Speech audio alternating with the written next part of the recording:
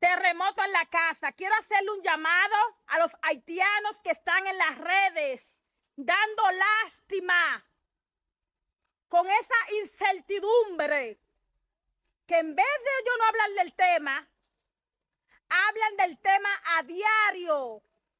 Una represalia que tomaron ellos la iniciativa, que le están maltratando, que están quemando casas, que están quemando niños. Hasta ahora no he visto ni un haitiano quemado. Todos sabemos que desde que pasa una situación, las personas se aprovechan sin importar la represalia. Nadie sabe de cuándo fueron esos videos, y todavía esos videos sean recientes. Los dominicanos están en todo.